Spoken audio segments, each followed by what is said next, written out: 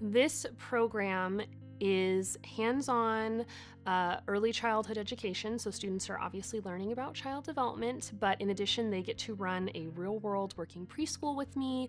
It serves 20 students from our community, and the high school teachers get ever-increasing amounts of responsibility as they move through the program.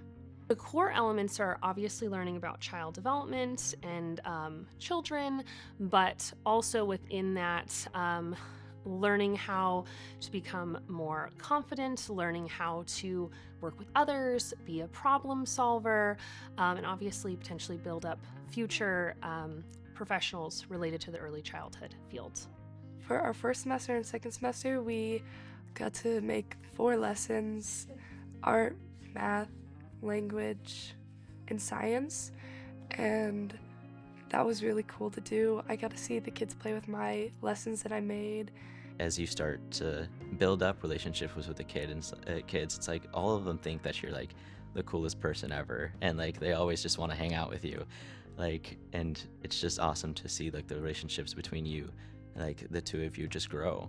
That's just one thing that I will forever think about, is how I got to see these kids grow over the past 2 years, especially like the 3 and 4-year-olds, and seeing that they're ready for kindergarten. Coming into the program, I wasn't sure if I wanted to work with this group whenever I'm older. I was really on the fence of working with, younger kids or working with the older kids, and I quickly realized that this is my age group and this is what I want to pursue whenever I am older. This really influenced me to become a preschool teacher, and I'm very, very thankful for Miss Freed, because she really shined that light on me that, no, you are good for this. You can do this. You have the skills for this. One thing I've learned is just learning how to handle conflict, which when I was a freshman, I was so nervous when kids were crying or what I was doing wrong, all that. But as I got older, I learned just that I need to calm down and take care of the situation and how to handle those situations way better. So a lot of the times we have observations, like anecdotal and running record observations.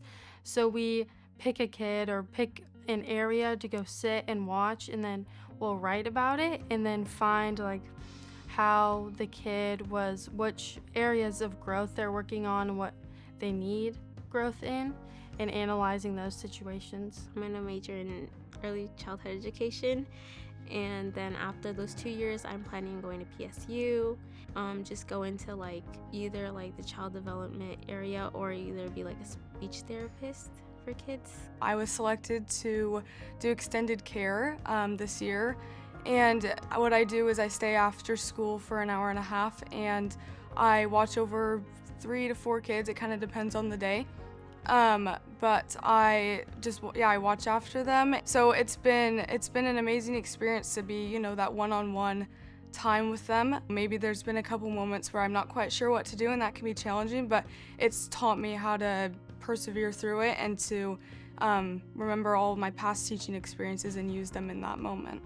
I'm very passionate about, future educators. I think children are our most important resource. And so introducing kids to maybe teaching, but maybe other positions related to kids is very important.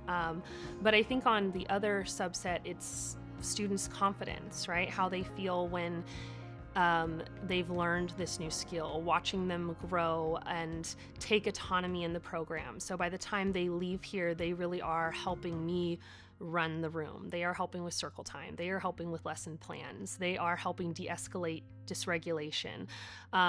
So it's just, I hope they feel how they've made an impact and what that feeling feels like when you make a difference in anyone's life, and that even if they don't decide to go serve children someday, that they carry that feeling of something bigger than themselves with them and continue that work in whatever way that works for them out in the world.